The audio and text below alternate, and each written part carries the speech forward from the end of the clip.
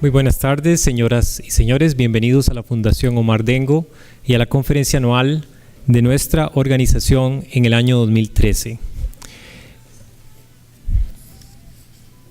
Este año contamos con la participación del Dr. Milton Chen, quien es Senior Fellow y Director Ejecutivo Emérito de la George Lucas Educational Foundation. Antes de dar inicio a la conferencia, quiero dar algunas instrucciones generales de forma que todos entendamos cómo vamos a desarrollar esta actividad.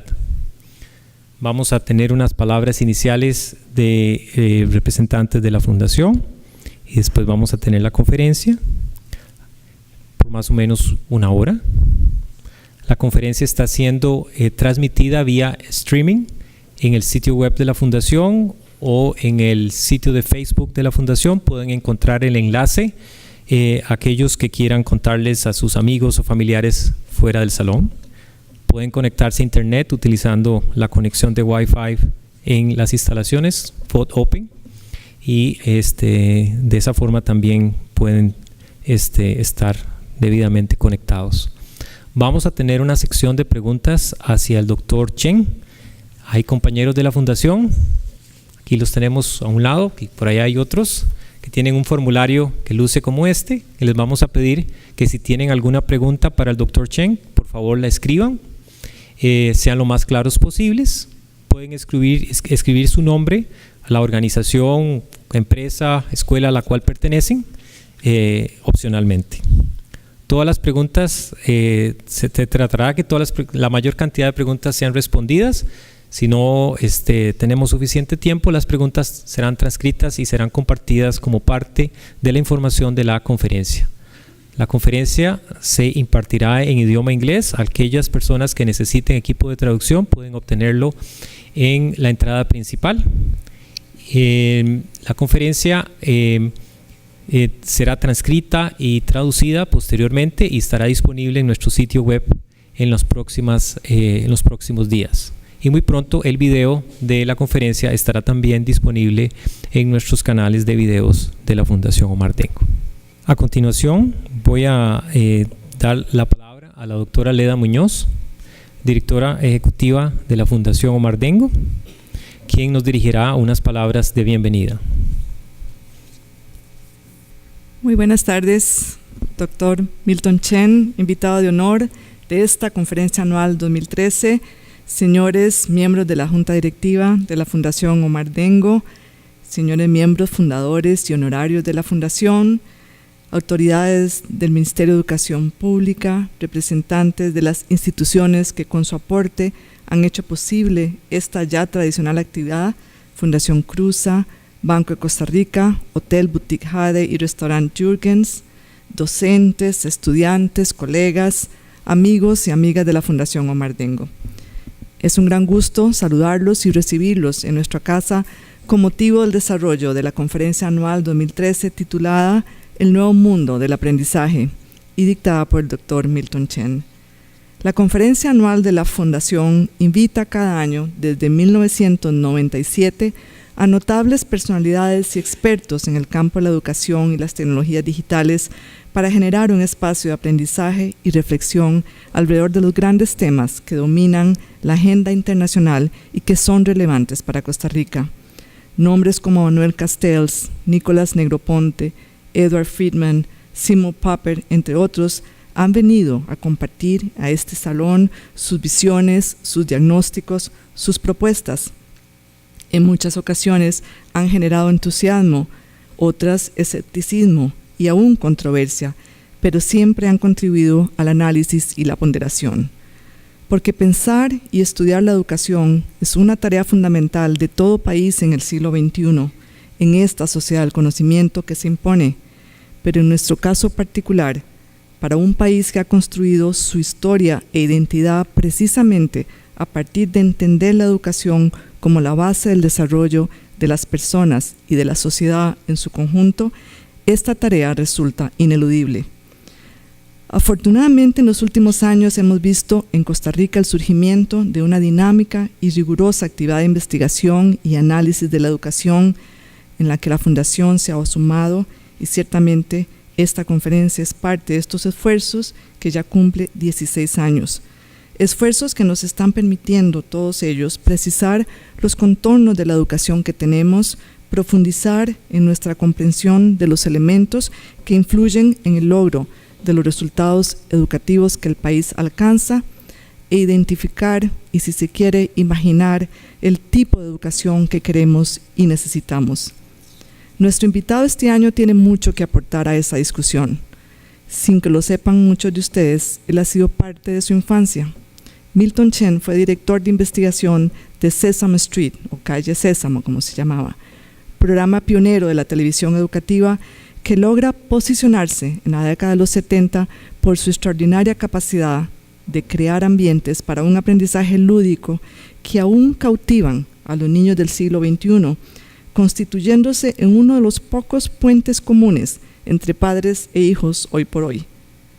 Investigador, estudioso, emprendedor, innovador, curioso, aprendiz siempre, el Dr. Chen nos apela a imaginar un país en que la educación ocupe realmente un lugar cardinal. Cito sus palabras: imaginen una nación de la educación, una sociedad del aprendizaje, donde la educación de niños y adultos es la más alta prioridad nacional, a la misma altura que una economía fuerte, altas tasas de empleo o la seguridad nacional. Y cierro la cita. Y así justamente se titula su último libro, Education Nation, 6 Leading Edges of Innovation in Our Schools, cuya traducción sería Nación de la Educación, 6 frentes para liderar la innovación en nuestras escuelas. En esta obra, Chen moldea su visión de la educación, organizada precisamente a partir de 6 dimensiones generadoras, empezando por el principio, cómo pensar la educación, pasando por el currículum, qué enseñar, qué aprender, cómo, repasando y aclarando el papel de las nuevas tecnologías en la educación, replanteando el concepto del tiempo y el espacio para aprender, resumido en la fórmula que él nos da, 24/7/365, invitando a considerar la coeducación y finalmente cerrando con una mirada a quienes son el propósito de todo esto, los estudiantes, esta nueva generación que, como él dice, llevan el cambio en el bolsillo.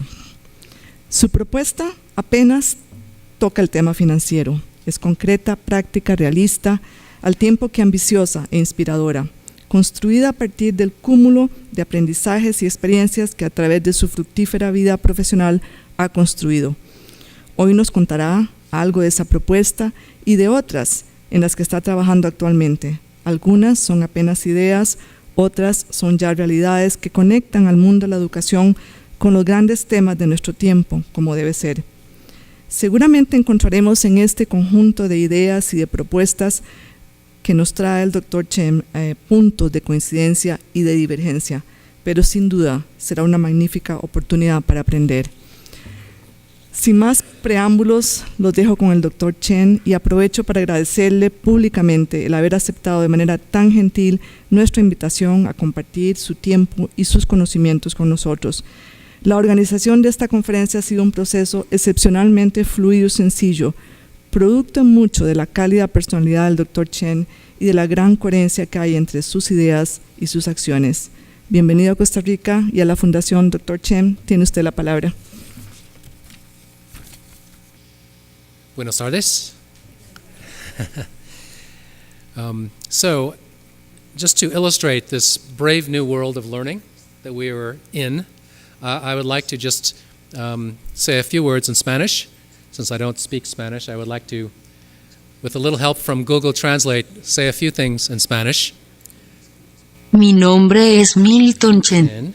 Soy de San Francisco. Lo siento, no hablo español. Pero en mi próximo viaje, de seguro lo voy a aprender. There, yes, good. So I was in Brazil last year, and I was trying to do the same thing. I was trying to say a few words in Portuguese. And so I recorded a very similar message, and maybe you could play it in Portuguese too. Meu nome é Milton Chen. Eu sou de São Francisco. Me desculpe, eu não falo espanhol. Mas na minha próxima viagem, vou aprender alguma. So I recorded this on the voice memo feature on my smartphone, and I was practicing. And I met a teacher from Brazil. I said, "See, I'm learning some Portuguese. Look, I'm learning some Portuguese from my Brazilian girlfriend." And I played it for her, and she said, "When did you arrive?" I said, "Yesterday." She said, "So fast. You already have a girlfriend?" "Yeah, it's my Google girlfriend." And she's helping me learn some Portuguese. I think this whole area of speech technology is the exciting next world, the next way in which we will interact with technology. So yes, speech technologies and being able to communicate with our technology through speech. We were just talking about this earlier with some of the senior citizens, maybe some of them are here, about the use of speech as a much more natural way to interact with computers than typing on the keyboard, which has been around for several centuries now, the typing on that keyboard. So I'm so pleased to be here at the Omar Dengo Foundation in Costa Rica. It's my second trip here. At the same time I'm presenting some ideas about the future of learning, I'm also learning from you about the amazing work you've been doing here with the foundation for 26 years now. Our George Lucas Educational Foundation is only about 23 years old, but the work that you're doing across the board, I had a chance to visit with an elementary school classroom yesterday doing robotics, 8 and 9-year-olds doing robotics, high school students who are creating their own companies, who are learning to be entrepreneurs. This is the brave new world of learning where students can do things earlier than we ever thought possible. Certainly when I was in school, in high school, we never thought about starting our own companies, being entrepreneurs. We never had a chance as 8 or 9-year-olds to work with robotics, to learn mathematics, programming. So it is a brave new world of learning, and it continues to develop. It's a very exciting time for learning. I thought I'd share just a little bit about my own learning journey with you, because this is a photograph of me about 30 years ago. 1983, as Director Munoz mentioned, I started my career at Sesame Street, Sesame Workshop in New York, and this was an early co-production that we did with China Central Television 30 years ago. Can you see me in the picture? Can you see which one is me? Yeah.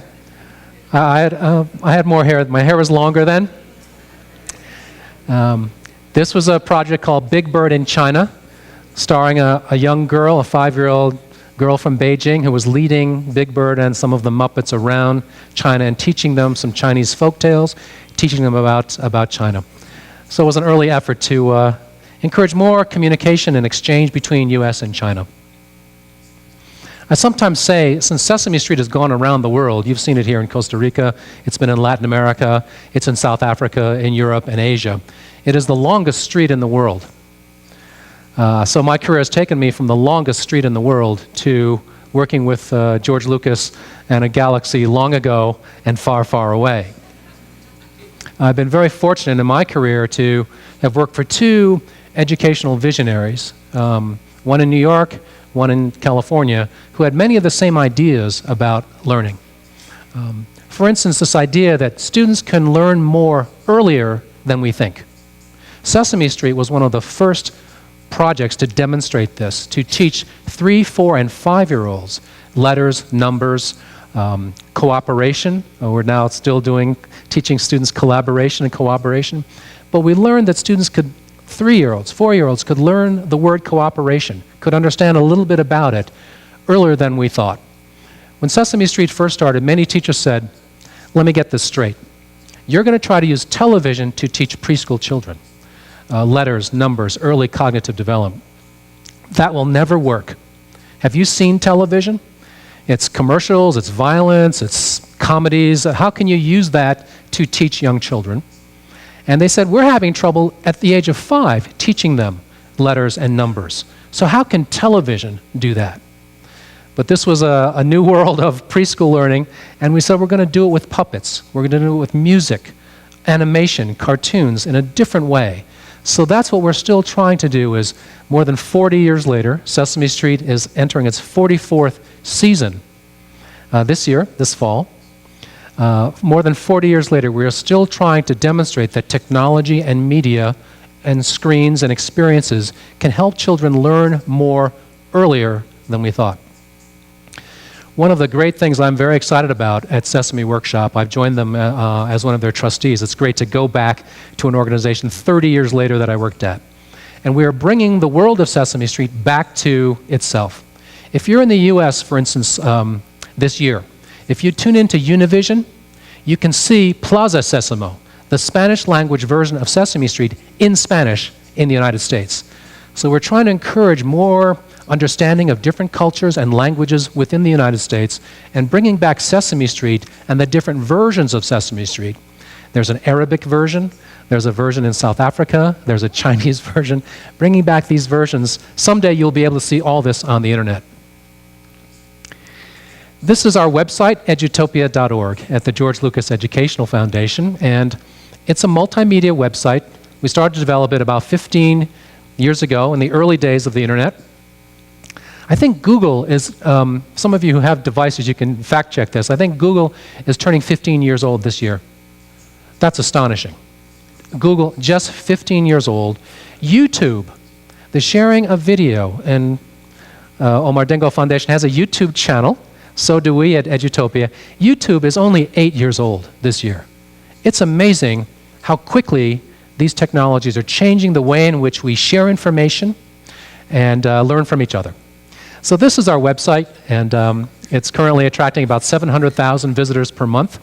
It's full of content about project-based learning, cooperative learning, new forms of assessment. So because we work for a filmmaker, we make films about educational innovation. So you can go on and look at these films, and now again through the magic of Google Translate, you can see these films in up to 60 different languages. I will show you one of our films, and I'll show you the captions in Spanish, for instance.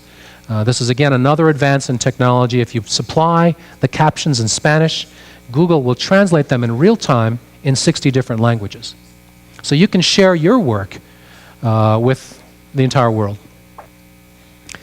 We can show you classrooms through a partnership with the Pearson Foundation in Singapore, in Australia, and Canada. So as Director Munoz mentioned, I wrote a book about our work. I called it Education Nation, 6 Leading Edges of Innovation in Our Schools. And I asked readers to imagine an education nation where we understand that in order to achieve everything else, the economy, national security, high employment, we need to rely on education. And this is something that Costa Rica and the Omar Dengo Foundation tells us. Investing in education, investing in people is the best way to assure a better economy, employment, and I think a more peaceful world. There are some figures that the world actually is getting more peaceful. There are fewer wars, fewer people dying from conflict than ever before. There's still a lot of it going on. But I do think that education is one way. If the entire world were to become more educated, more understanding of different cultures, this would be a path to greater global peace. So a nation is only as strong as its schools, only as strong as its educational system. Sometimes I've had a chance to go around the world and I ask, what would be an indication that you were in an education nation?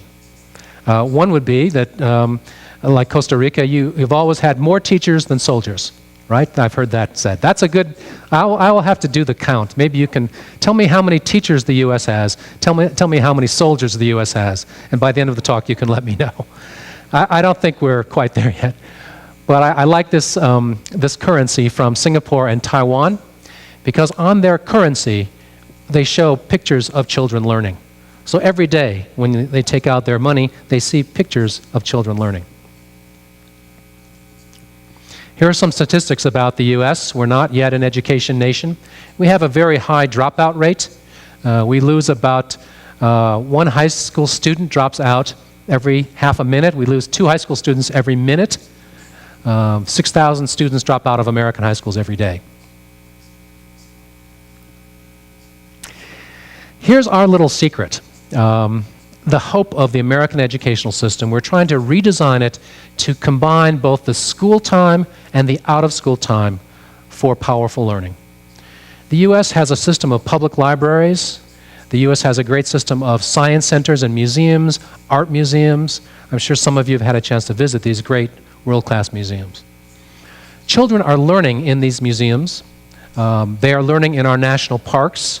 Perhaps during the discussion period, I can talk a little bit more about the work we're doing in the national parks to have children learn in nature, to use digital technology and apps. Leaf Snap is one of our favorite apps. You can take a photo of a leaf, and the app will tell you what tree that is. We were just looking at an app here where wherever you are in Costa Rica, it will tell you what are the species that are in your neighboring area. So we can use digital media to help us learn more about biodiversity, about the environment. So we're trying to bring this together. We know that schools cannot do this by themselves, at least in the U.S. We have a very abbreviated school calendar.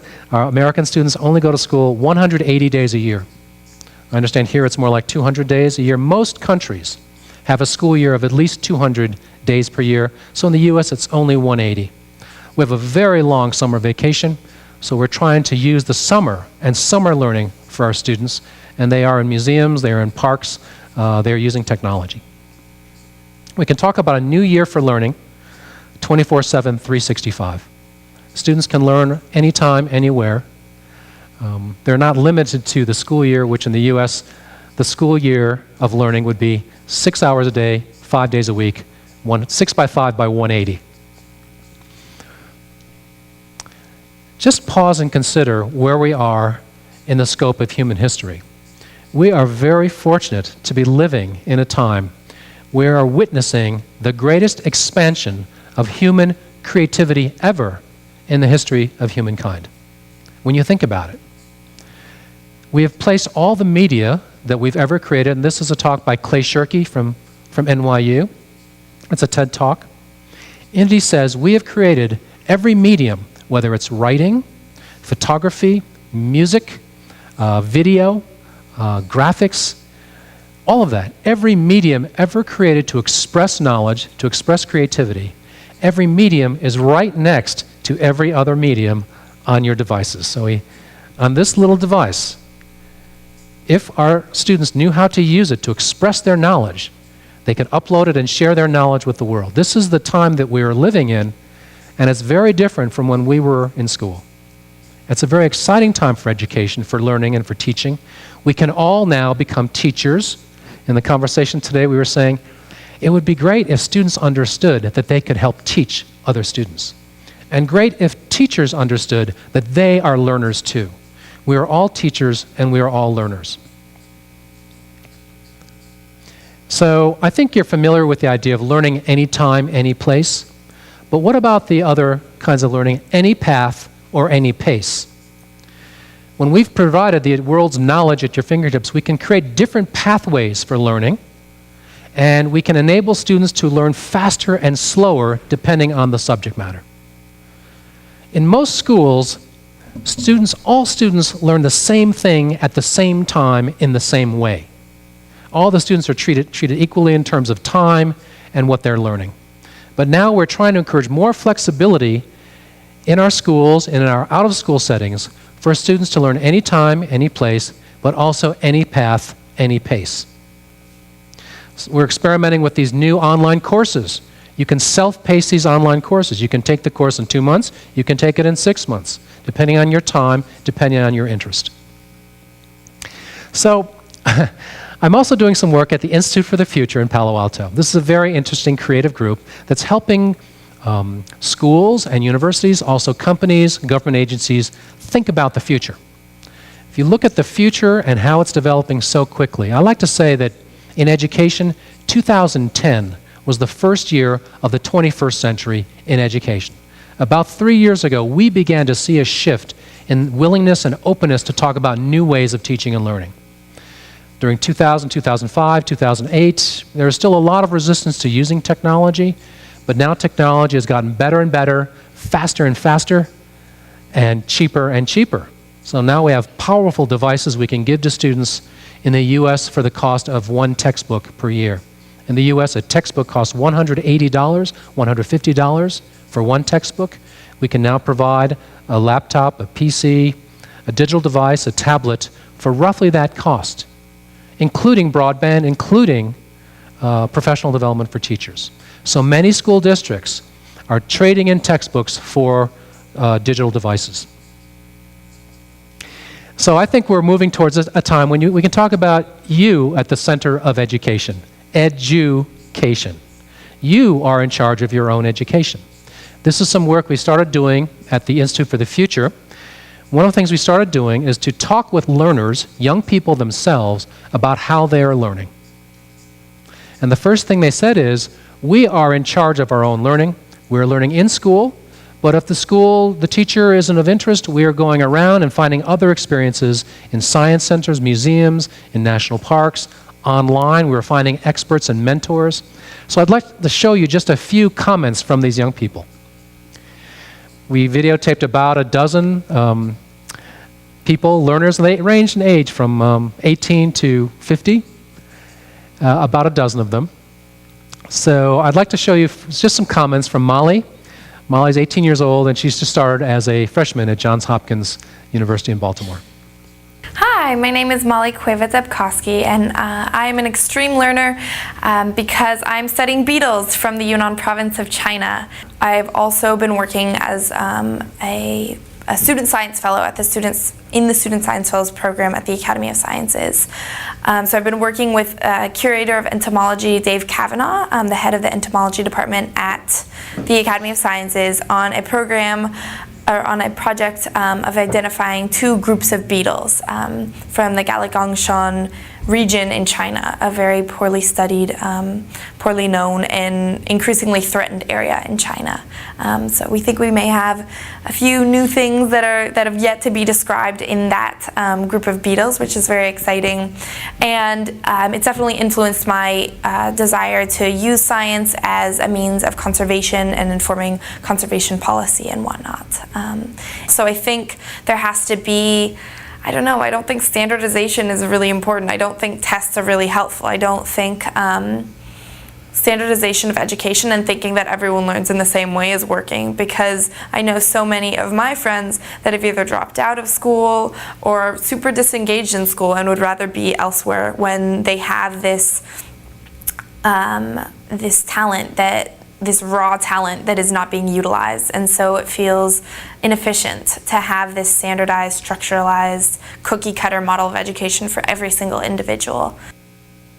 So Mala is a good example of a young person who's self-directing her own learning. She goes to a school of the arts, went to a high school of the arts in San Francisco. She likes Afro-Brazilian dance, but through this experience at the Science Museum in San Francisco, she was able to do scientific research. So the importance of mentors and professionals helping out in the educational process. Artists in residence at schools, scientists, engineers also becoming educators for children. Nick Winter is a young man who has a very interesting approach to his own learning because he reflected on what it was like to be a student and how much he learned and then forgot during his courses. He's a founder of a website and an app which helps people learn Chinese, and he developed a technique called spaced repetition learning. When you're learning a new language, learning something you're trying to memorize the names, it's helpful to space out the repetition. So he's got a technique for doing that. So here's Nick. My name is Nick Winder, and to me, extreme learning is about learning, but where you remember it later.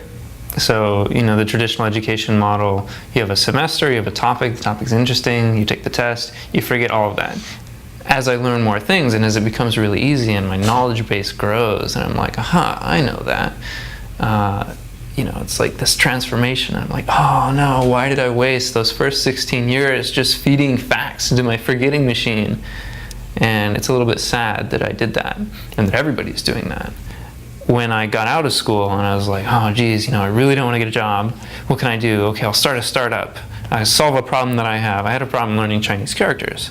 And so I made a startup called Scritter, which teaches you how to write Chinese characters, but instead of just learning a new character and then bam, you got it, great.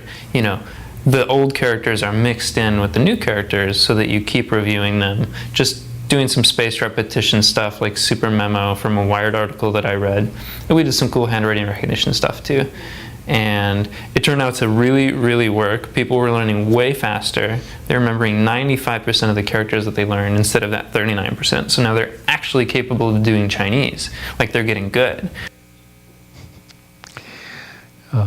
I was talking with some students yesterday at the high school. I said, since you are already bilingual, you can speak Spanish and English. If you could learn Chinese, you will always have a great career. I don't know if there are efforts to teach Chinese in this country, but as a Chinese American, I'm trying to do more to encourage more exchange between the U.S. and China, better understanding of China. China is rising, has risen, and Latin America is also rising. So I like to say the 3 languages to learn are Spanish, Chinese, and English. I told the students that I met some MBAs from Harvard about 10 years ago, and they said, we're learning Chinese. I said, that's great. I said, are you interested in China? They said, no, actually, we get paid more if we go to Shanghai. When we go to Shanghai, they pay for our airfare, they put us up in an apartment, they pay us more. We make more working in China than we do on Wall Street. It's amazing.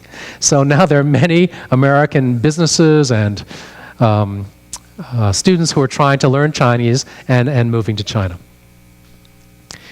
So here is Skritter, which is Nick Winter's website and app, an interesting way to learn Chinese.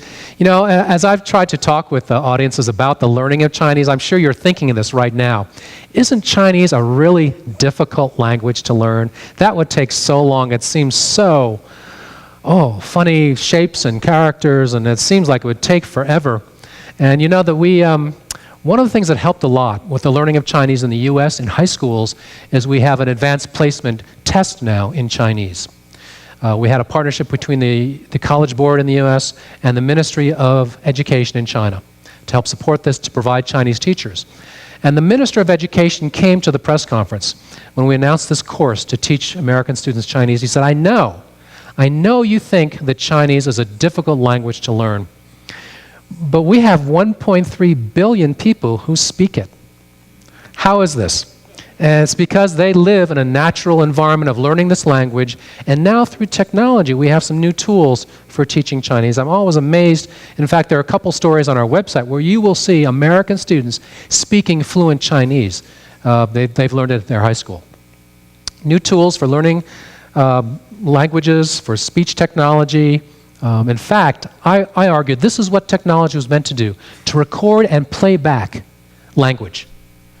We have experiments with students who are learning English in the U.S. They're recording themselves reading in English, and it is all uploaded to an iTunes playlist so they can hear themselves speaking English. They can hear each other. That's another important point. Peers learning from each other.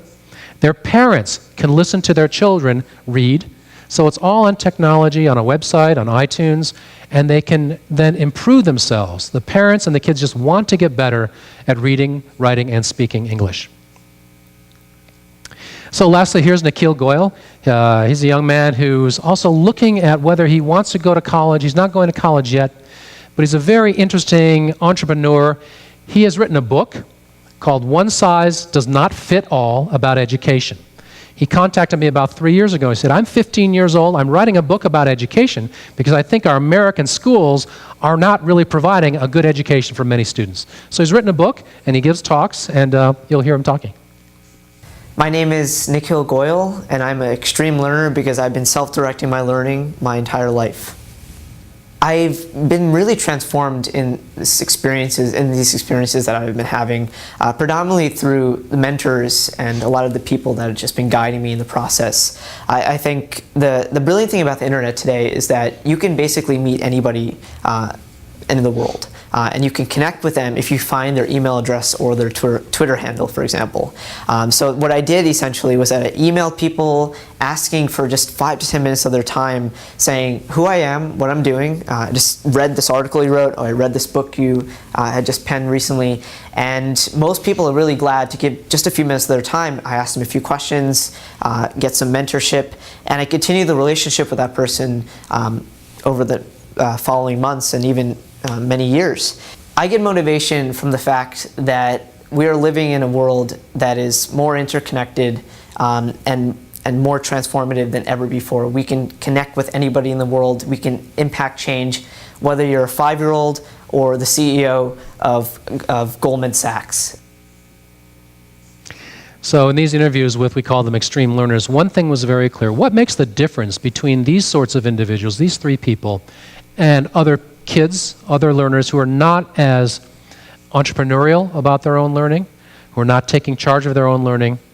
For these students, the real difference is they understand that they can now be their own director of their own learning. They see the internet as something that they can use to contact people, to take courses, to find information. They are also doing things. They want to do things. Molly's doing research. Nikhil's writing a book. Nick is making an app.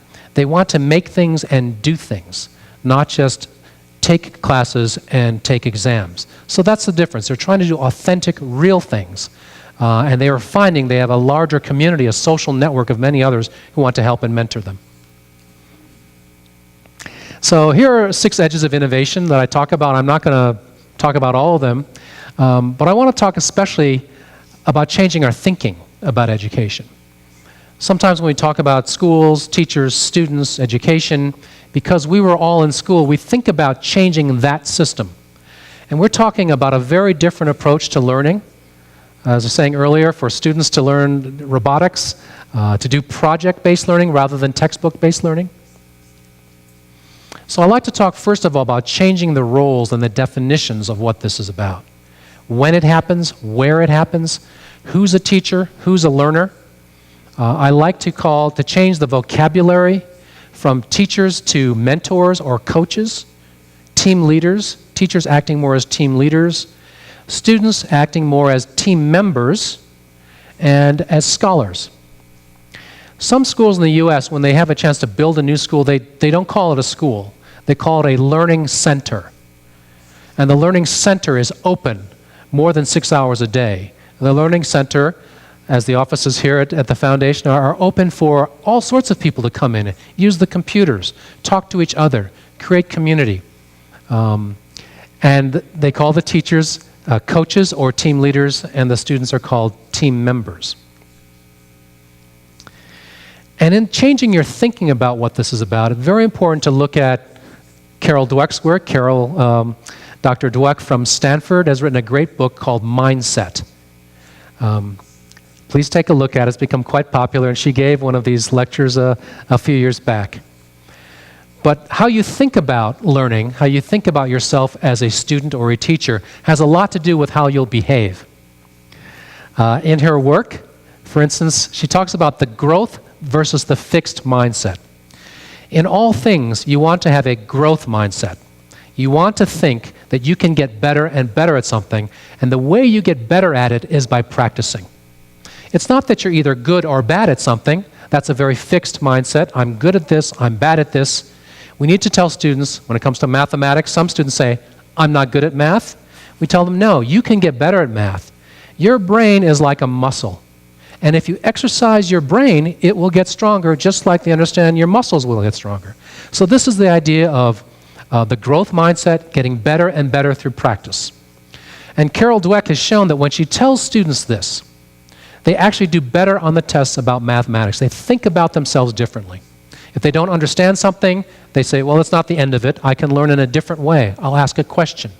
They understand they just can get better and better at it.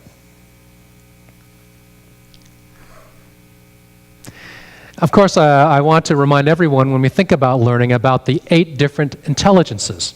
I think you're all familiar with Howard Gardner's work, many of you from Harvard. The Frames of Mind book about multiple intelligences was actually also published 30 years ago in 1983. That shows you how long this theory has been around, but the schools still focus on just 2 intelligences, the math and the verbal, at least in the US. Hopefully here you're encouraging the arts, the visual arts, the musical intelligence, the bodily kinesthetic intelligence. There are some people who learn through movement, dancers, athletes. It's a different kind of intelligence. Intrapersonal intelligence, people who are good at knowing their own feelings and themselves. Interpersonal intelligence, people who are good at working with each other. The interpersonal intelligence is something that is very valued in the workplace now, because in the workplace, people are working together in teams. Sometimes employers will say, give me people who are good at working together. They're good at collaborating. I can train them for the skills, but I can't train them for that ability to work together. They say, hire for aptitude, train for skill. So this skill, this intelligence of collaboration, learning to communicate well, something that your schools are trying to do with 21st century skills, very important for the modern workforce. And the last intelligence, the naturalist intelligence, was something that Howard Gardner added later on. This is based, all of these intelligences, on neuroscience. They're all located in different parts of the brain. And he said there's another eighth intelligence, people who are good in nature, people who are good with animals, plants, they like to grow things. It's another kind of intelligence. So here's a cartoon about what happens when we only emphasize two intelligences. So here's Frederick Jones, his math score, his verbal score. Hopefully he was more than his math and verbal test scores. We're trying to expand the definition of intelligence. I've talked a bit about the curriculum edge, about moving from textbooks to project-based learning. Social emotional learning, we're also saying, is an important part of this new world of learning. It relates to the interpersonal intelligence.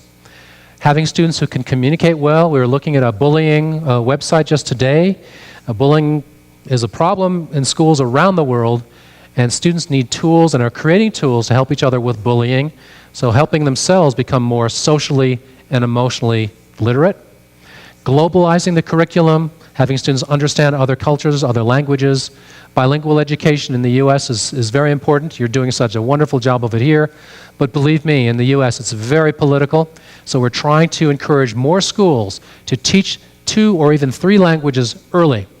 I wish I could bring our American policymakers to Costa Rica to have a conversation with students who are fluent in 2 languages in high school. They will naturally talk with you in English. They will naturally talk with you in Spanish. To us, as Americans coming here, it's a miracle. We've never seen this before. We don't have American students who are fluent in 2 languages.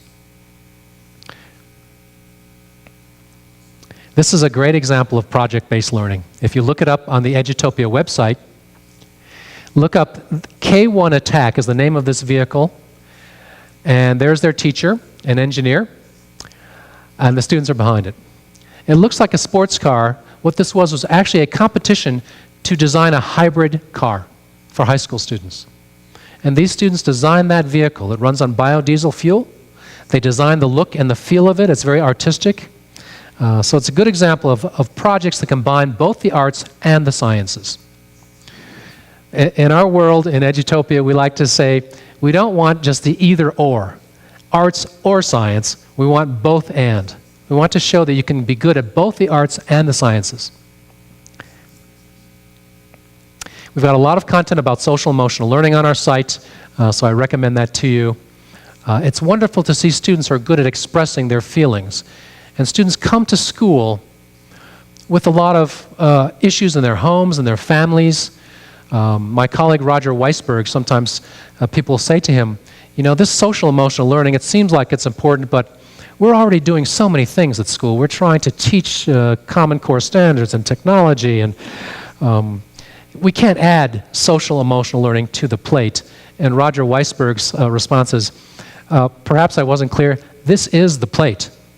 Social emotional learning is the plate, the platform on which you can build academic learning.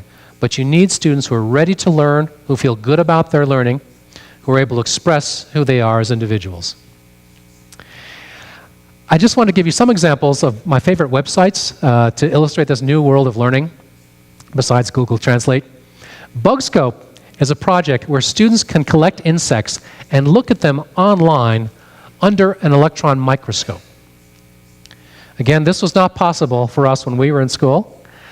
And this was the subject of one of our first documentaries at Edutopia, where students could see their insects under an electron microscope. In fact, this is done through the University of Illinois UCAN if you have students collect insects and send them to the University of Illinois, you can schedule time, and there you see some of the, from last year, the fall of October. You can schedule a session, a 1-hour session with the scientists at University of Illinois. I'm sure they can find some Spanish-speaking scientists. Your students can interact online through video conferencing with these scientists, and even better, they can interact with the undergraduates, the college students, and the graduate students who are studying entomology. So this is what the web is enabling, new kinds of content and new kinds of relationships between students and new kinds of faculty. We were talking a little bit earlier about species monitoring. Students can observe butterflies and whales, upload those observations to a website, and share the journey. This is a website called Journey North, the journey of the monarch butterfly from Canada through the United States down to Mexico and back up. So coming down through the summer and back up during the spring, during the fall.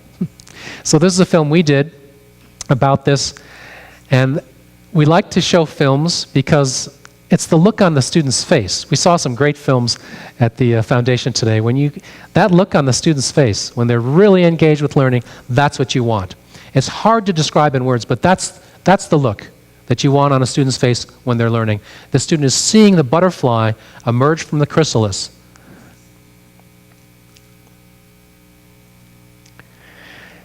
I work with the national parks, and one of the things we're trying to do is encourage more citizen science. All of us can be scientists.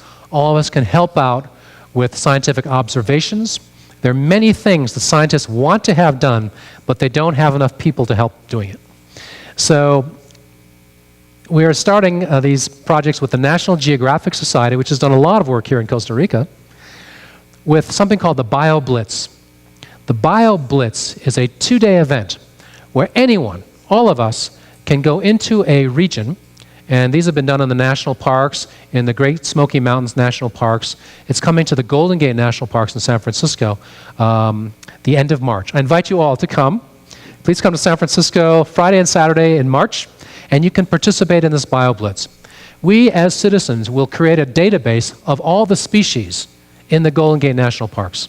It'll be in a database. Scientists will use it to analyze the biodiversity of the Golden Gate National Parks.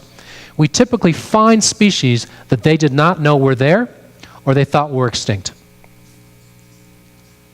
And maybe someday you can encourage the National Geographic Society to do a BioBlitz here in Costa Rica. Here's another example, Project NOAA, where you can make observations of species and then upload them to a database. I like to refer to technology and the weapons of mass instruction, one-to-one programs. The iPod is this project I was mentioning. I've got a slide about it where students are recording themselves learning English, reading English. This is the Escondido Unified School District. So for those of you interested in how can iPods be used for second language learning, this is a great project. And there's some nice videos there. We're reaching a time where now every student can have a weapon of mass instruction. This is a project in the US, similar to what you're doing here. We are trying to give middle school students a laptop computer in lower income communities.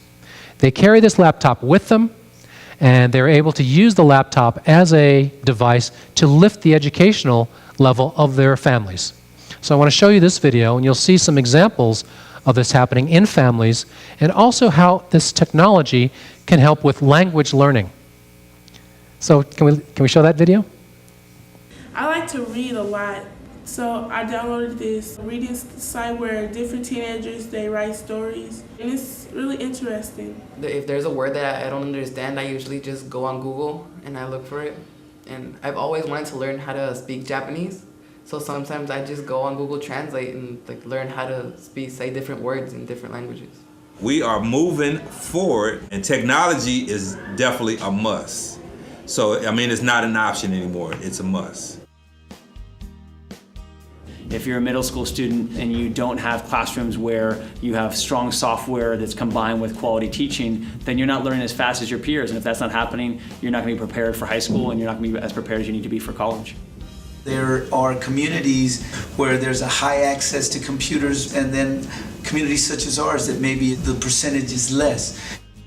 In the last few years, it's really been embraced by our community, but at the same time, it's also been embraced by our teachers who have to utilize the devices in their classroom. These students come from families and backgrounds that don't have the ability to provide the devices. And here's these students, and they're able to compete now because we provide them here at our school. And I think that gives them confidence and it empowers them and it makes them feel that they have the tools just like everybody else. So it kind of levels out the playing field and it closes the achievement gap. They call it the digital divide of haves and have-nots. That has been an extraordinary effect of having a partnership with School to Home for us. Start thinking more about scholarships, start thinking more about going to college.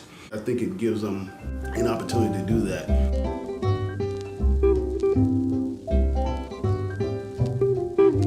This year we have no suspensions. Office referrals, they're down, depending on the month, between 50 and 90% from last year. He actually does something very unusual with his computer. He has dyslexia.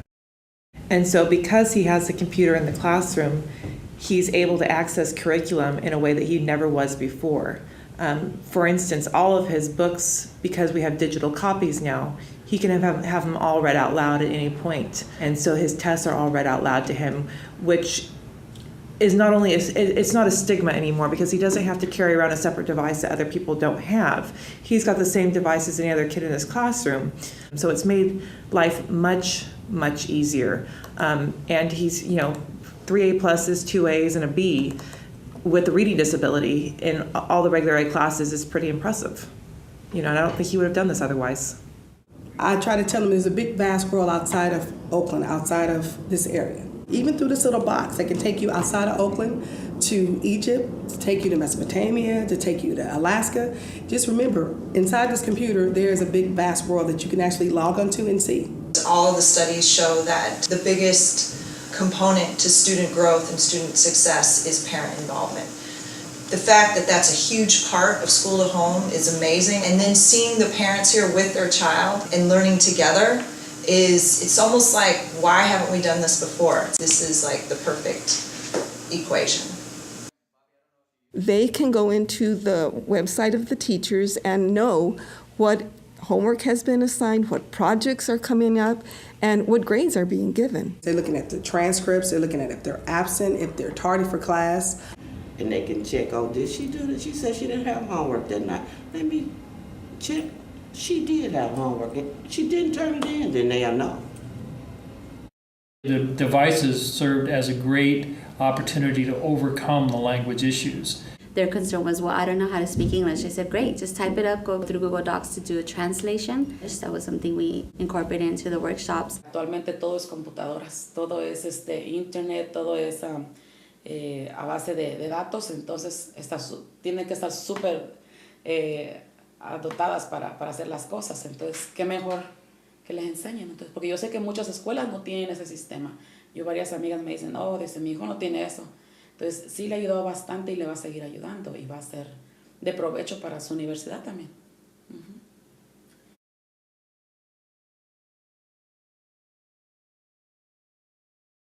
In the 2 years the school has been operating, the API score, so the Academic Performance Index, the state score, has gone up. Most of that growth occurred this past school year when School to Home was operational. I will preach technology in the classroom until the day I die because of this story. We were studying Islam and ancient Arabia in my world history class, and I happen to have had the privilege of traveling all over the world. And one of those places I've been is Turkey. I made several Islamic friends in Turkey, and so I got a hold of one of those via email and scheduled a time for her to Skype into my class. And so my students all emailed me questions that they wanted to ask her, and there she is. It's midnight in Turkey, it's 9 a.m. here. So all the students have their questions open, their netbooks ready, and I drew names from a hat, and they got to ask her questions visibly, eye to eye, ask her questions about Islam. She answered them, the students took notes on it. It was seriously incredible. Like, it was the best picture of my students' worldview just exploding and becoming global students ever. And their questions, I was thinking they're going to ask questions like, do you drive cars in Turkey? But their questions were so in-depth and so well thought out. I just stood back in the back of the classroom like a proud teacher going, this is an incredible moment that I will never forget. So it's just some examples from our School to Home project in California. This is also in some ways related to the work that you're doing here, providing funds to especially address broadband in low-income communities. So this is being done in Oakland, California, and Los Angeles. But you saw how parents become involved, and when you have the parents working with the teachers and the students together, then you have this virtuous circle of learning. Everyone wants to help the student learn. When parents and teachers can communicate, and again, using language translation to enable Spanish-speaking parents to communicate with the school. This is something that was not possible before, so we're excited about the way in which technology can bring the whole family into the learning process. A couple more of my favorite websites. You can now visit the world's greatest art museums online. Thanks again to Google. This is the Google Art Project. Do you know the Google Street View, where they put the cameras on cars and they drove them up and down streets to map the world? They said, well, could we do that in the art museums? They put the cameras on bicycles and rode them up and down 25, 30 of the world's greatest art museums. So you can take your students to these art museums. You can walk right up to that work of art. You can hear the curator talk about it, interpret it for you. Your students and you can be curators of your own art collection. You can pick and choose different works of art. So it's amazing what is now possible. This is one of my favorite websites about chemistry. So when was the last time any of you thought about chemistry, learned some chemistry? This is called The Elements.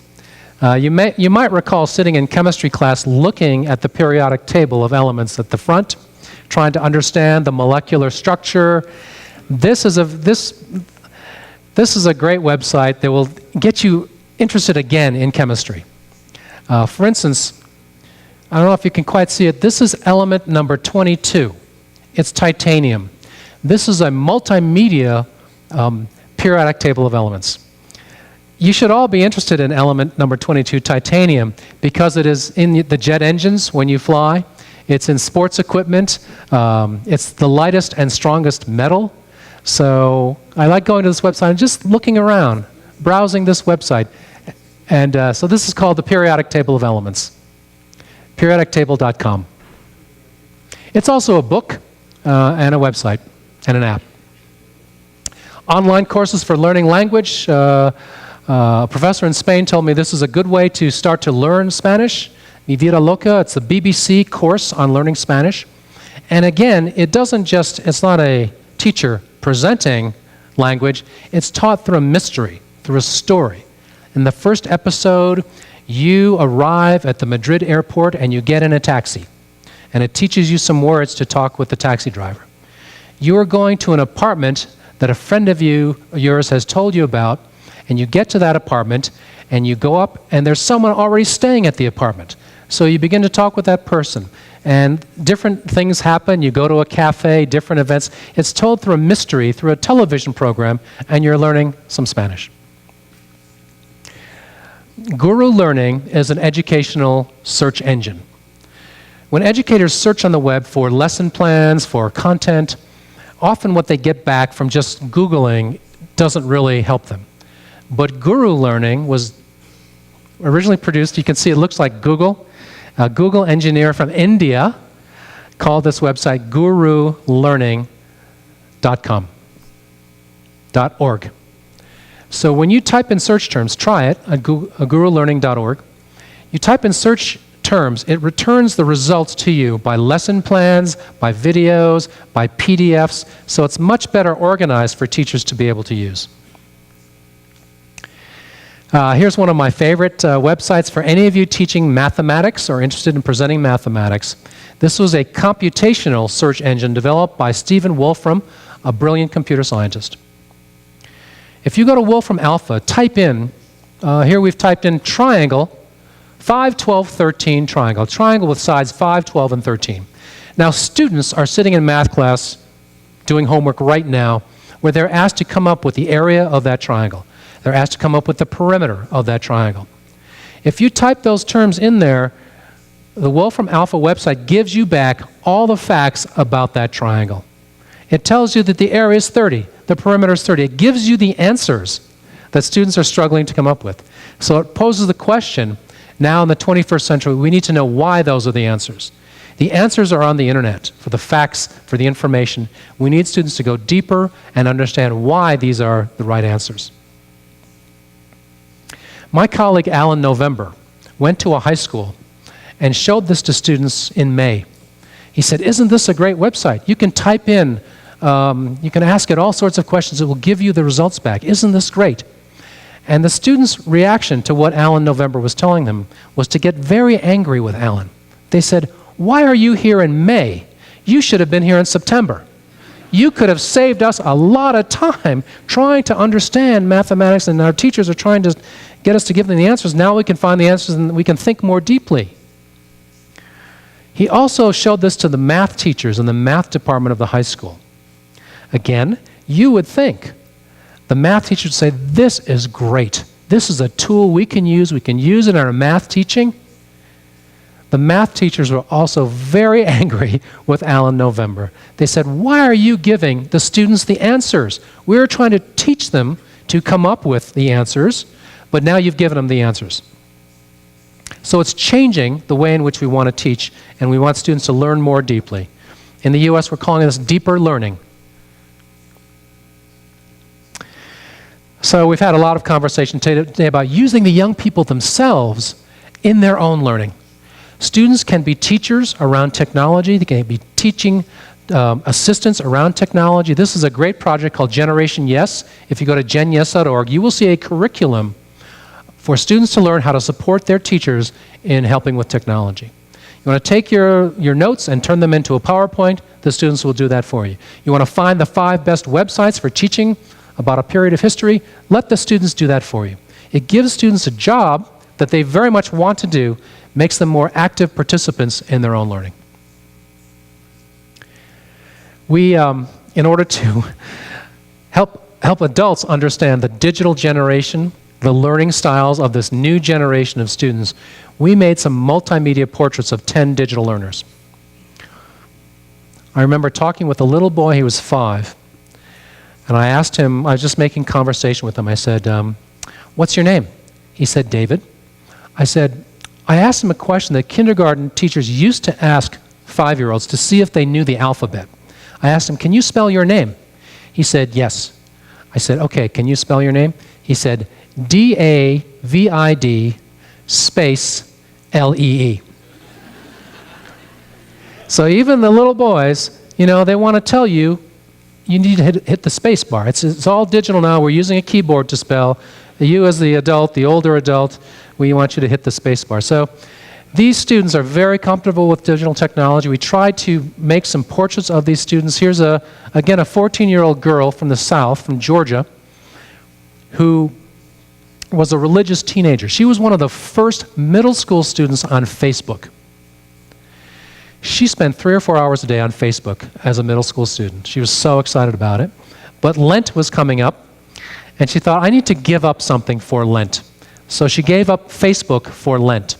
She went on a Facebook fast for Lent. And during that time, those few weeks, she thought about how she was using technology, and she decided to teach younger students, 9 and 10-year-olds, about internet safety. Again, making the point that students can be teachers. They can teach younger students. They can teach each other. So if you go to Edutopia and just search on Virginia, you'll see films about her teaching other students about internet safety.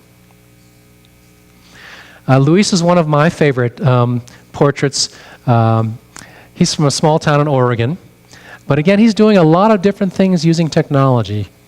Again, you imagine that students who had access to technology early, their parents were giving them computers, they were the ones who were able to do this. Luis never had that. He only started using technology when he was 17, 16, 15.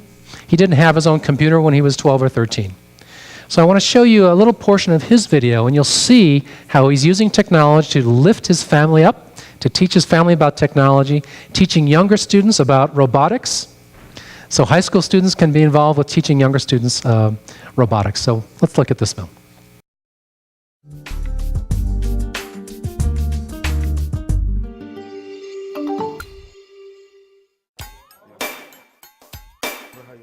My name is Luis. I'm 18 years old. I live in Cornelius, Oregon. I really enjoy technology because it's a better way to connect with families, connect with friends, a better way to help improve my studies, a better way to find out information and use that information for the community, not just for myself.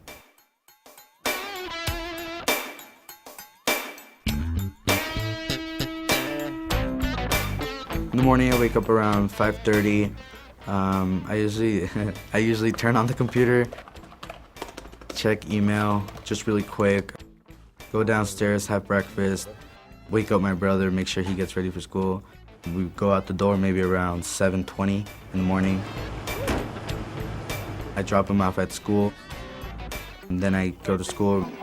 I'm taking the 4 AP classes, advanced placement classes, in one day. Okay, so it shows the taller the bar, the more frequent it happens. Basically, when I get home, right away I'm checking my Gmail. This is the one I use for friends. So then after this, it's social networking. So I go to Facebook, check what my friends are doing. My friend Ellie, she's become a fan of Cheez-Its, apparently. If a friend's online, I can start chatting with them.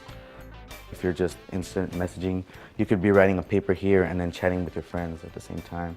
So it's definitely good for, connecting with people and not just through like old-fashioned ways like letters or telephone. Go to cnet.com. And they actually have how-to videos, and this is where I learn a lot about computers and installing different operating systems. I also spend a lot of time on YouTube. This video, we made it for fun, and my little brother and I were just like, we had really nothing to do. I'm like, Giovanni, why don't you start, dancing like a robot and see how that looks.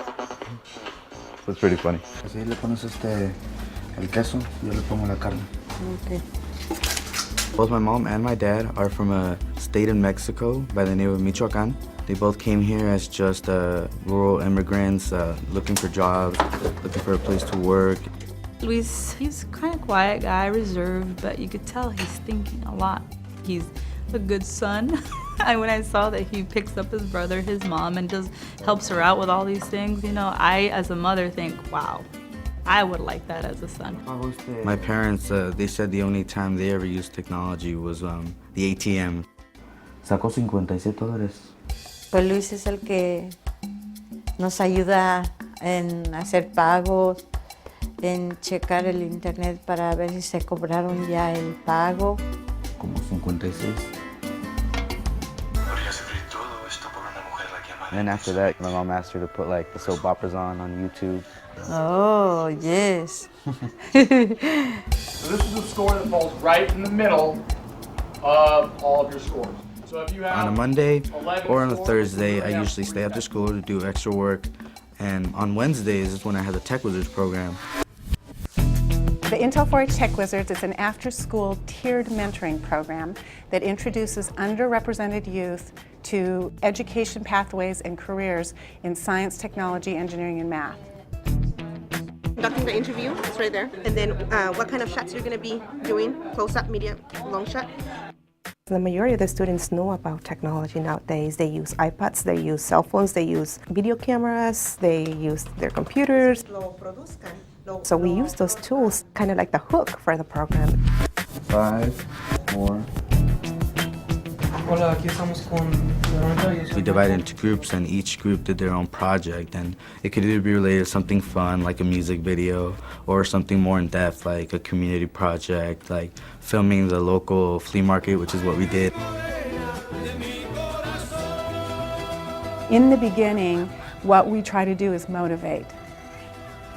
And then if all things come together as they should, pretty soon we're just trying to get out of the way. Veronica, yo soy Michael. Because you have started something.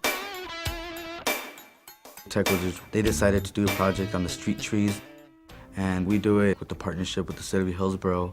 It's called a Street Tree Inventory Project, which is valuing the conditions of the trees and then reporting to the city. The information we collected included the species of the tree, we collected its height, its width, the canopy size, the conditions. He was selected to go do a presentation in Santiago, Chile, where he's going to be doing a world-class presentation, literally. I always ask the kids, what was the best part? And I assume that they might say, oh, travel or something like that. No, the best part was doing the presentation and realizing that he had the capability now to do something like this. Okay, so I got the motors. Right here, this controls the steering.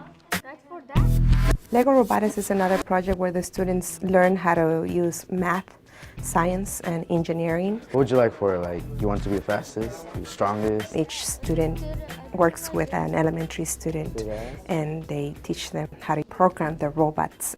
And then let's see how it looks, and then we can start like building the caterpillar. They're not just learning about the technology of how to build robots, but they're learning about working together. I think that's the most important part. And those are like skills that I believe should be learned at an early age. It's like automatic, everything, you have to program it. So that's like one of the key things. You just can't like move it with the remote control and make it go forward, make it go back. You have to like think out in advance. We teach them how to build, how to program, and how to compete in a tournament that takes place every year. My parents always ask me like, why are you staying out all the time after school? Like, why don't you ever come home? And I'm like, I'm trying to help other people, I'm trying to help the community. Esto, como puedes decir, camina dos pasos. And once they actually came and saw what I was doing, they said, all right, yeah. Le digo, nosotros pues, tú échale ganas que tus sueños pues se van a hacer realidad. Con el apoyo de nosotros y con el interés que tienes tú de la tecnología. Being the first person in my family to go to college or planning to go to college, it definitely like excites me. All these opportunities that I've gotten, I realize that it's because of others that I have them. I just didn't stumble upon them. Others presented them to me and I took advantage of them.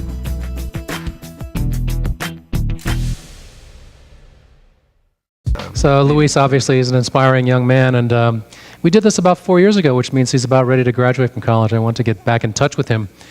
I went to Oregon and met some of these students. I remember talking with a 13-year-old girl, and she's talking about how she communicates, and she does a lot of texting and Facebook.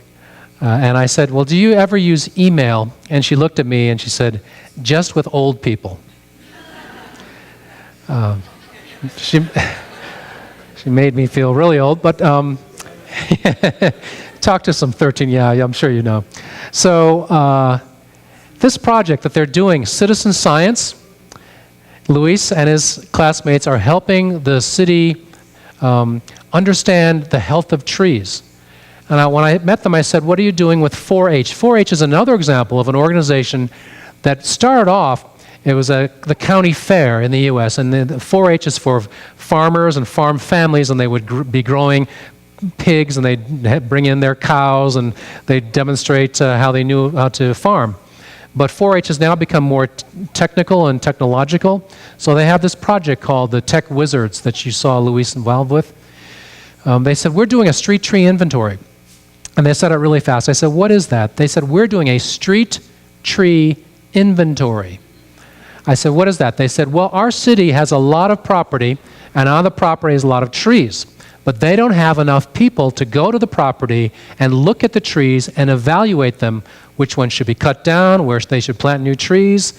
So that's what we do. And they said, we are providing a service to the city because they said, did you know that trees are nature's air cleanser? Trees take in carbon dioxide and they produce oxygen. So they said, with the work we're doing, we're improving the air quality of our city. So this is the kind of work that high school students can now do. They can do the work earlier than we thought. So let me close with this simple question to you. I've talked about a lot of interesting practices and shown you some schools, some great schools, and there are some great schools that we saw yesterday. What is your definition of a great school? The key to this question is to make it short and make it measurable. In education, we like to write and talk a lot. You know, it takes us a page or two to just get going, but how about just a sentence or two? What's your definition of a great school? And once you have the definition, how would you measure it? You can do this with your faculty when you go back to your schools. So I was actually asked this question by a superintendent in Washington, D.C. He was head of the Superintendent's Association. He said, we see your website full of great examples of schools doing project-based learning. What's your definition now? You've seen these great schools. What's your definition of a great school? And I said, well, yeah, it's, when you walk into a great school, you know it within the first 5 minutes. The students are there. They're engaged in the learning. You can see that they're excited to be there. The teachers are working with each other. There's a climate, a school climate that's positive. And he said, well, that's getting a little long. He said, how would you measure that? I said, well, it's not easy to measure these things. You know, school climate, we're having trouble with, you can't measure just with the test. You have to have a new form of assessment. It's kind of complicated. So Paul Houston, this superintendent, said, here's my definition of a great school. Do the students run in at the same rate that they run out? That's it. That says everything. And we can measure this, can't we? Because when they're running in to get there, they know they're going to be doing something that's engaging. And just as we saw yesterday with the robotics program, at the end of the program, the students are a little slow to leave. They like working. They like talking with each other. They're working on teams. The parents sometimes come to pick them up, and they tell the parents, could you wait? I'm working on something. Give me another 10 or 15 minutes. That's a definition of a great school, when the students are running in fast and they're slow to leave. So I want to thank the Omar Dengo Foundation for inviting me to present some ideas today. Thank you to your board and some of your staff I met, and to your sponsors. You're doing amazing work, and I hope in the future, as we started discussing today, we can share some of the work that you're doing here with our American audience and maybe give you some ideas about what we're doing in the U.S. So thank you very much.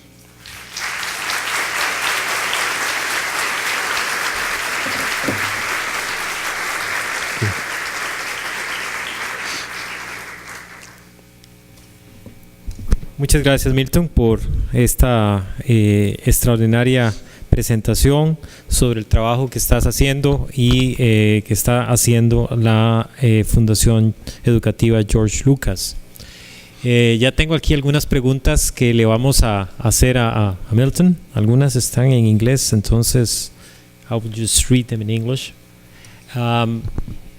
Por favor, hay compañeros de la Fundación que les están pasando preguntas en estos, para que les están pasando estos papeles para que anoten sus preguntas, y conforme las vayan pasando nosotros vamos aquí a leerlas para que el Dr. Chen las pueda responder.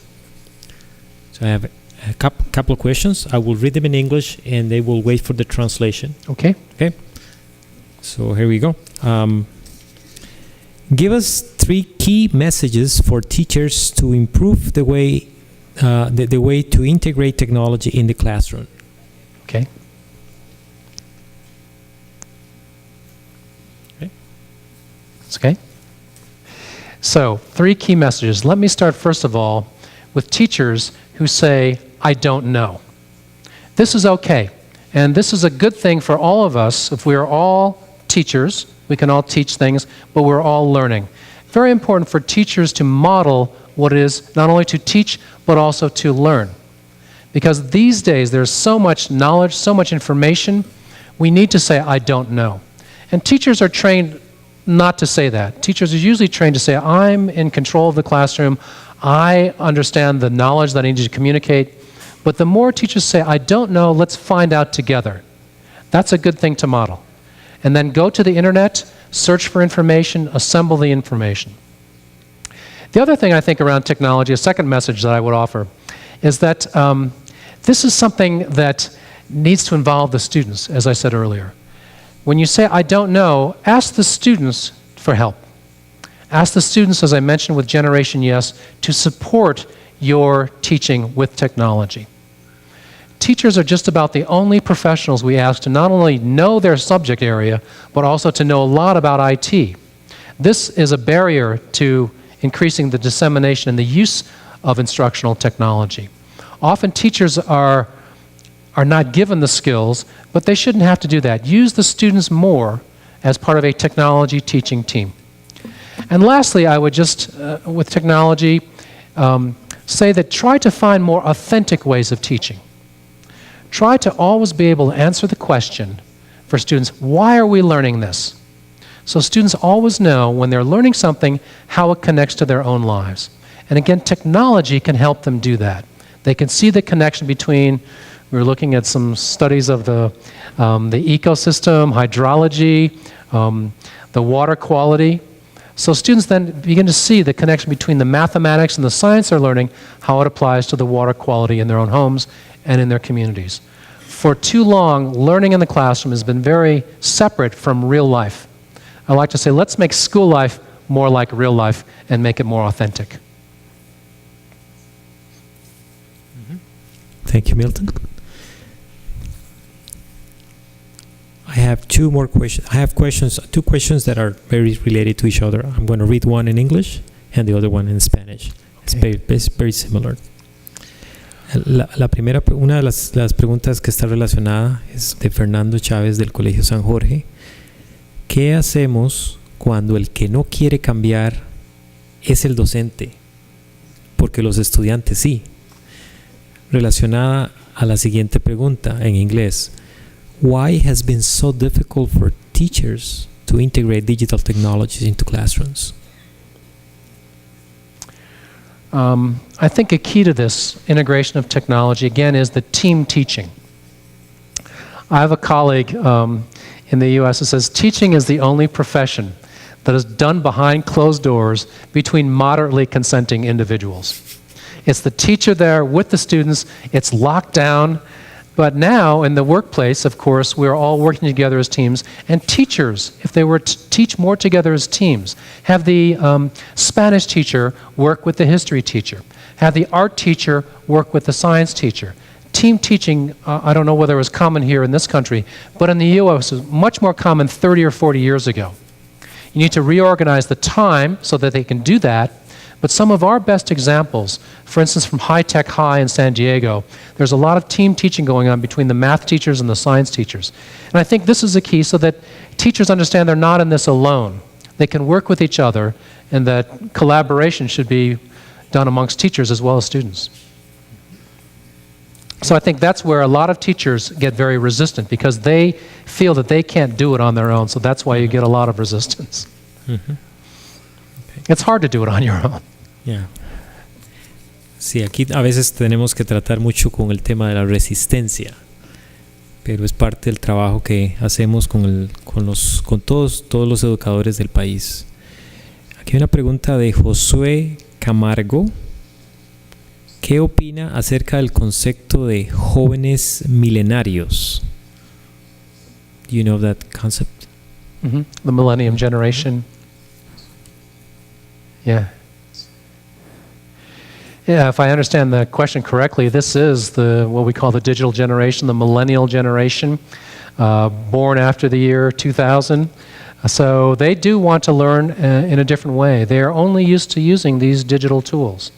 They've never used a typewriter. They don't even know what an audio cassette is. A friend of mine, his son was going to be in a play about a newspaper in the 1930s, and he asked his father, I need to find a typewriter to put on the stage as a prop. Do we have a typewriter? And the father says, yeah, we might have a typewriter in the garage. Let's go find it. So he takes the cover off of the typewriter and shows it to his 15-year-old son, who's seeing a typewriter for the first time.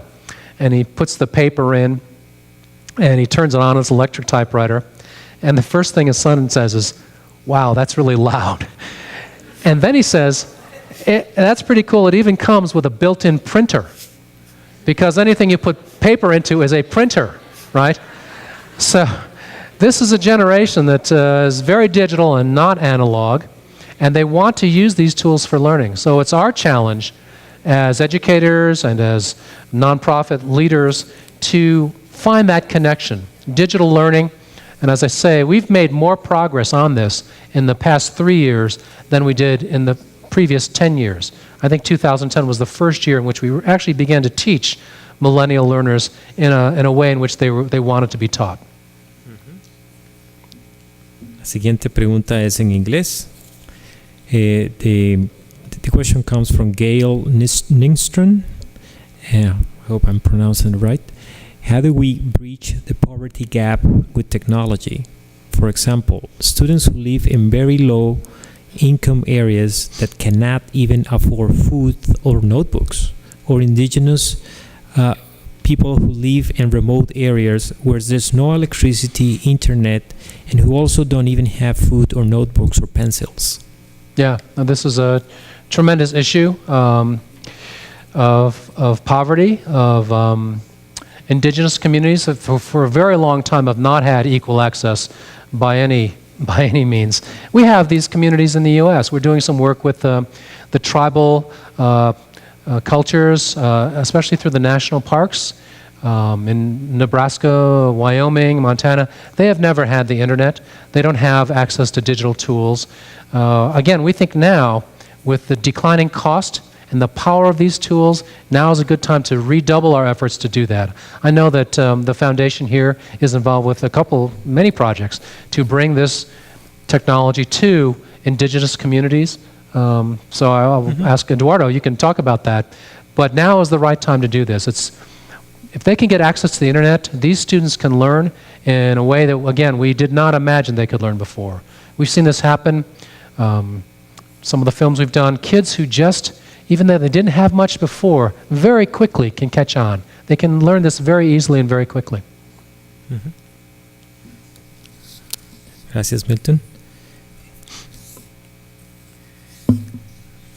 The next question is also in English, and it's related to one of the concepts that you mentioned in your talk. How can we increase the number of extreme learners? Is this a natural characteristic that can be fomented by mentors? Yeah, that's a good question. I think we're trying to understand that, but one of the keys to having more extreme learners, like what we saw today, is more flexibility in the school system. One of the reasons they do not, and it's amazing to hear a 13 or 14-year-old talk about their own life and say, I have a lot of things I want to learn, and then I have to go to school for 6 hours and do that every day. And maybe only a couple of those hours are worthwhile for me. So they're looking at their time, and they're saying, I don't want to waste time.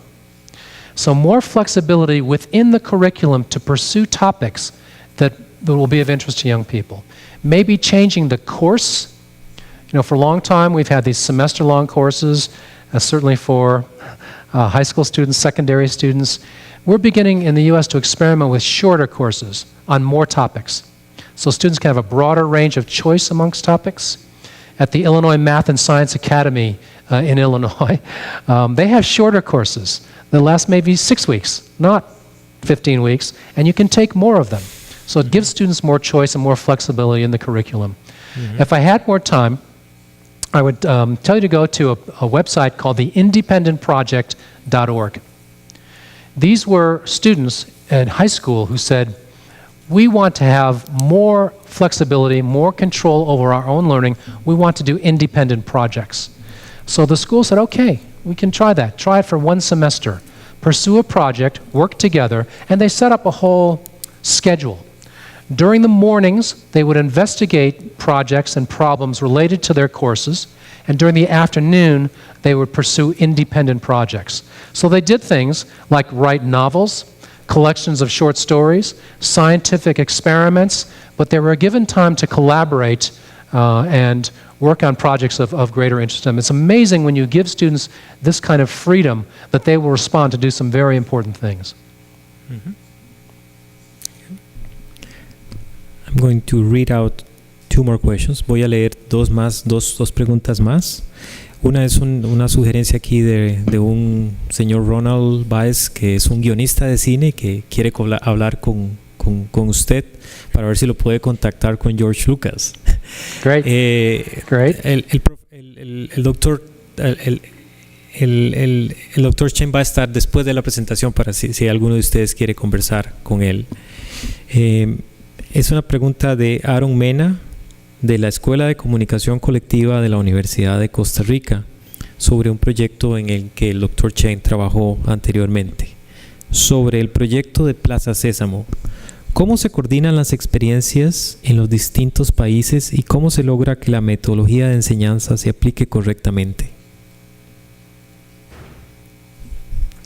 in Sesame Street in the different countries? Yes. Yeah, that's a good question. So these projects I was talking about are really co-productions between Sesame Workshop and production teams in different countries. So if you look at Plaza Sesamo, you will see different kinds of Muppets that were developed by Mexican producers. In South Africa, for instance, when working with the producers there, they said, we need to teach children about HIV. And they said it should start very young. So there's an HIV Muppet in the South African version called Takalani Sesame. You will see a puppet who's HIV, a young girl puppet who's HIV positive. So there is an effort to create a curriculum jointly with the local producers that responds to the local needs, the culture, and the history of that country. So that's why we think it's very interesting to bring back these kinds of productions and show them to the entire world.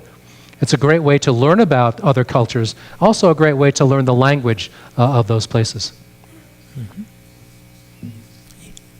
Una última pregunta. Creo que es la que todos queremos hacer. ¿Cuál es el mayor reto que están enfrentando los docentes ante esta nueva forma de aprender?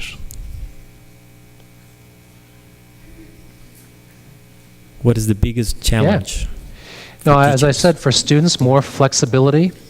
Same thing for teachers. I think teachers need more flexibility and less of a prescribed curriculum. I'll make the claim that it's very hard these days to specify what students should know. Now, of course, that's kind of, an amazing statement, but there's so much knowledge in the world. And the curriculum just takes a piece of that. I'll just talk about the United States curriculum, American history curriculum. The textbook is just the most superficial approach to American history. No wonder students just look at it and say, well, that's not very interesting. But in fact, the history of the country should be something that American students are quite involved with. It connects to civics, to being a citizen, but most students think American history is quite boring. It's because it doesn't present the richness and the diversity of American history.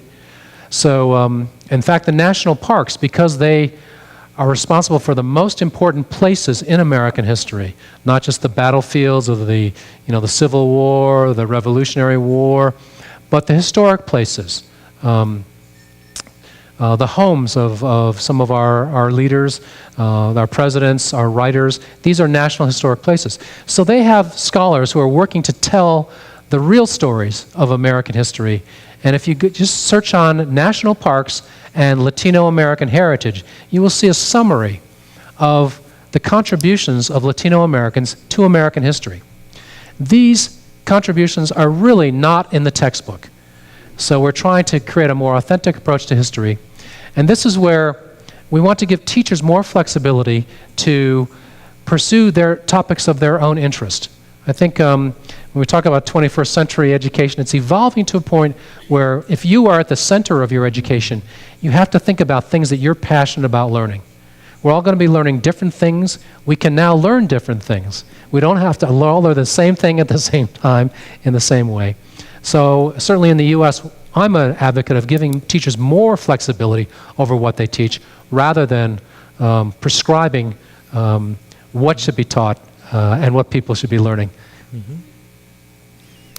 El doctor Chen mencionó en su presentación algunas de las visitas que realizó a nuestras escuelas y colegios el día de ayer. Hoy estuvo en muchas reuniones aquí en la Fundación conociendo más a fondo los programas que hacemos y los nuevos retos y oportunidades que encontramos en el trabajo de la Fundación. Pero ayer visitó una escuela y un colegio que lo mencionó en su presentación, un colegio técnico profesional en San Joaquín de Flores. Lo llevamos a ver el proyecto Labora, en donde todos los estudiantes hablaban perfecto inglés, todos participaron, todos le contestaron las preguntas que el señor Chen tenía, y vemos un excelente ejemplo del trabajo que hace este tipo de colegio en la enseñanza de específicamente la especialidad de ejecutivo de servicio y la integración del inglés. Y en la tarde fuimos a una escuela también en la zona de Belén que enseña robótica como parte de los programas de informática educativa de la Fundación, y muchas de las cosas que mencionó el doctor Chen las vimos en términos de los chicos que quieren estar ahí, que no quieren salir, que quieren presentar su trabajo hacia a sus padres y a los otros miembros de la comunidad. Queremos agradecer al Dr. Chen por su participación, su presentación esta tarde. Queremos también agradecer, por supuesto, a nuestros patrocinadores, el Banco de Costa Rica, la Fundación Costa Rica Estados Unidos para la Cooperación, el Hotel Boutique Jade y el restaurante Jürgens por ayudar a la Fundación a traer al Dr. Milton Chen y por supuesto al George Lucas Educational Foundation, que nos ha permitido también que el Dr. Milton Chen participe de esta serie de conferencias anuales aquí de la Fundación Omar Dengo. Quisiera pedirles que le demos un caluroso aplauso al Dr. Chen. Muchas gracias.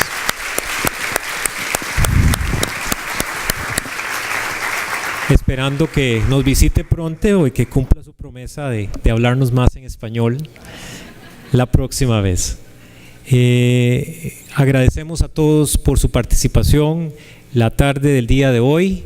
Agradecemos a aquellos que están conectados en línea a esta transmisión de la Conferencia Anual de la Fundación Omar Dengo, y les recordamos que la misma va a estar disponible en el sitio web de la Fundación en los próximos días en video, y en los próximos días también tendremos disponible la transcripción y posiblemente también la traducción de esta conferencia y de los slides de las diapositivas del Dr. Chen.